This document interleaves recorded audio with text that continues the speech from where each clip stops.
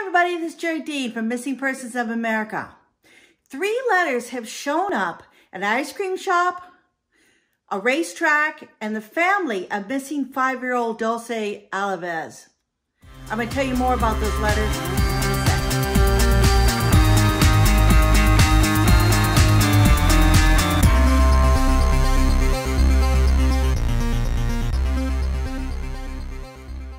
Dulce Marie Alavez, she was 5 years old when she went missing.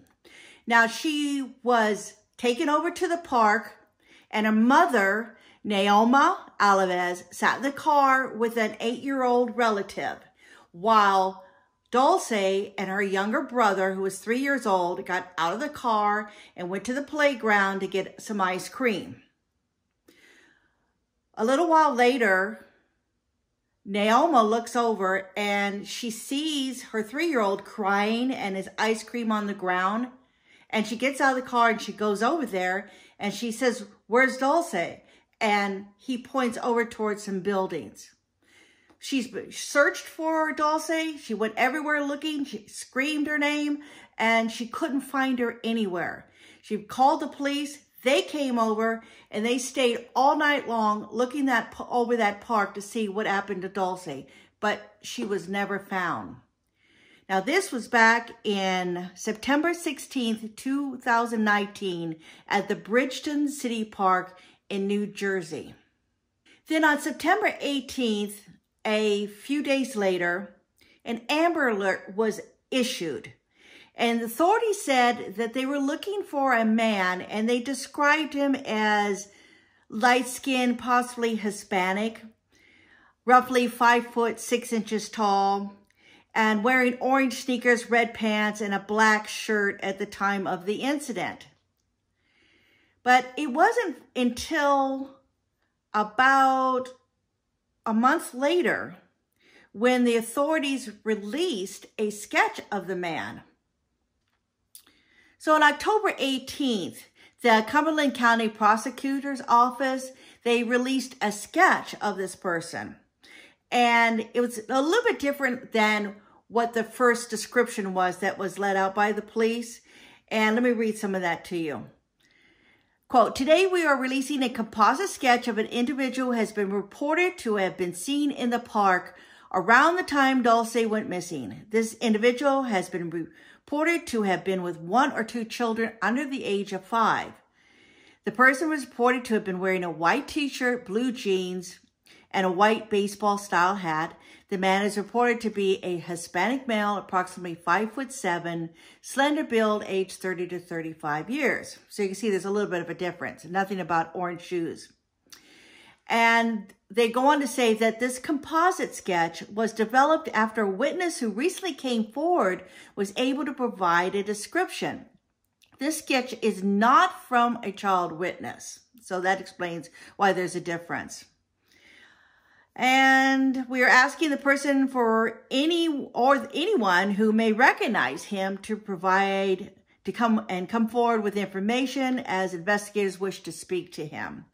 Now, they say you can contact the Bridgetown Police Department at 856-451-0033. Then on December 21st, we heard that Dulce's mother, Naoma, was going to be on the Dr. Phil show. What do you think has happened? Where do you think she is? I'm not sure. Do you think she's alive? Yes. You think she's okay? I don't know. Do you think somebody's taken her that you know? Do you think it's maybe family or somebody that... I'm not sure because the police already talked to all my family members. And they didn't... They haven't found nothing. You said there was a point at which the police thought that you and your family were behind this, right? Yes. They suspected you? Yes. What did they say to you? They didn't saw me crying when that happened. Because I don't know why I don't cry in front of people. I'm not sure why. Just when I'm by myself. I don't even cry in front of my parents. So she appeared on there. There was a lot of people that watched, especially a lot of people on social media, because social media was not really believing that Naomi did not know anything about Dulce's disappearance.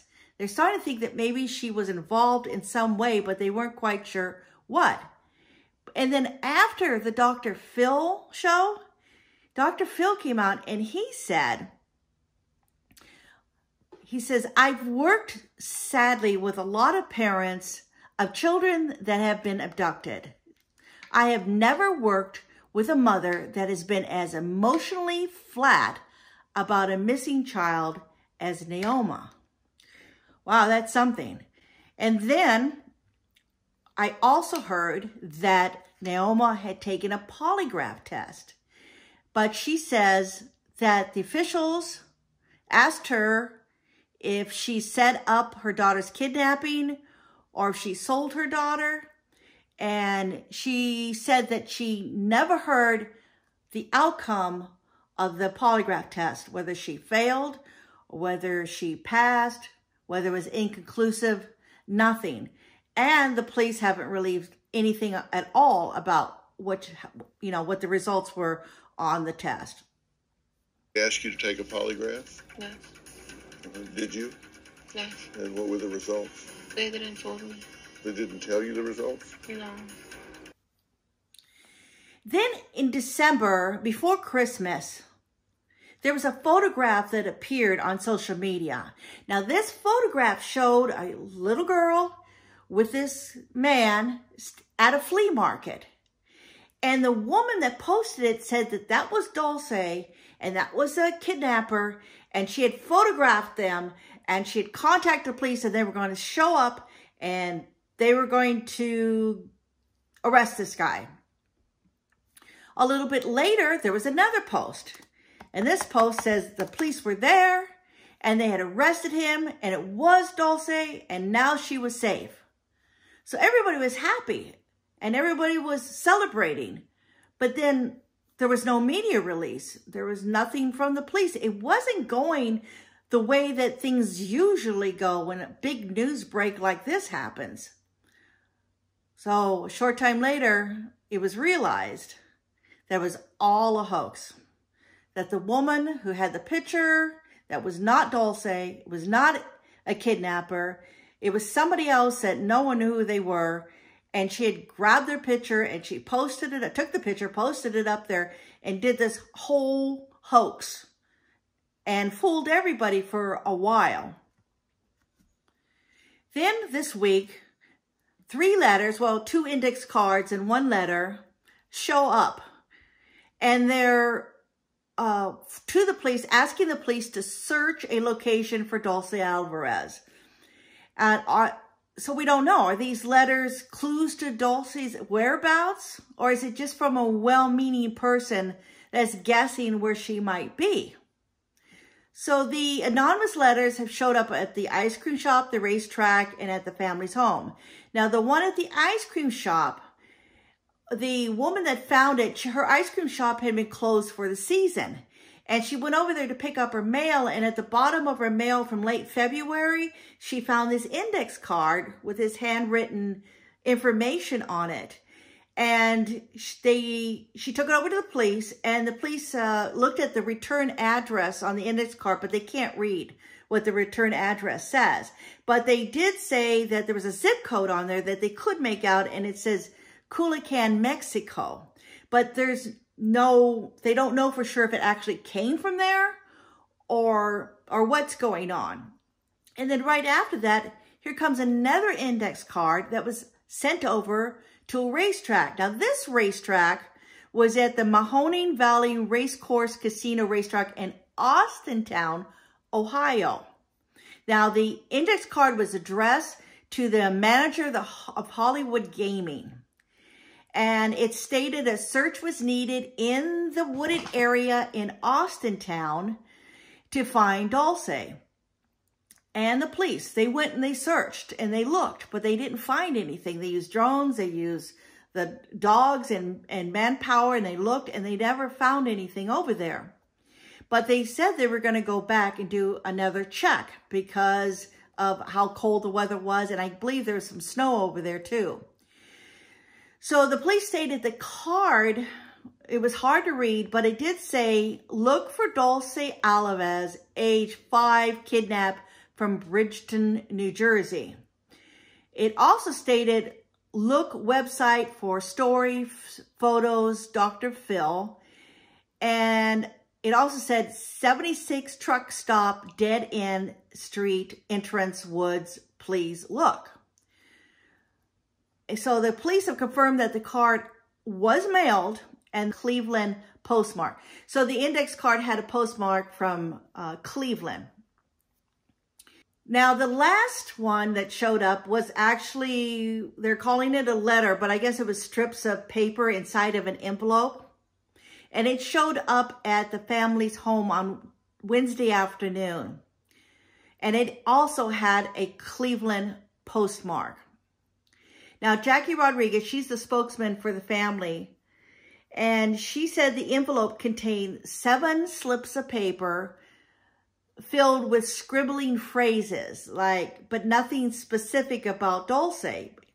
And the only reason they think it might be related to the other 2 index cards is because the handwriting on it was similar to the 2 index cards. Now, the words that they were able to make out were Alaska, Mexico, border, 1776, Civil War, New England town, kids, homes, orphanage. So I don't know what that all means, and either does anybody else that is investigating this. But they do know that all the 2 index cards in this letter, that they're all related because of the handwriting. And they're only getting pieces of it because the handwriting is so bad they can't really read it. So we can assume that these 3 letters are coming from the same person. So why, I only can think that maybe they were afraid that the other letters wouldn't be found, or maybe the first one that went to the ice cream shop, it wasn't discovered, so they decided to send another one over to the racetrack. And why a racetrack, I don't know. Trying to figure out why they picked a random ice cream shop and why they picked the racetrack, and I don't know, but maybe they also realized that that wasn't working, so they need to send it to the family. But then what they did send to the family was so cryptic that nobody can make any sense out of it. So we'll have to wait and see if some more letters show up, and maybe with more letters, they'll be able to figure out exactly what is going on and if they do mean anything, or if it's just somebody who's, is trying to help, or maybe it's somebody who has had visions and they're trying to write down the words that they're having a vision. Maybe that's why there's random words there, because I've heard of people that they say they have psychic abilities and the words come to them and they just write them down, and then they turn them over and they let the police figure out what all that means. Could it be something like that? Sure, it could be. Is it somebody who really knows something and is afraid to come forward?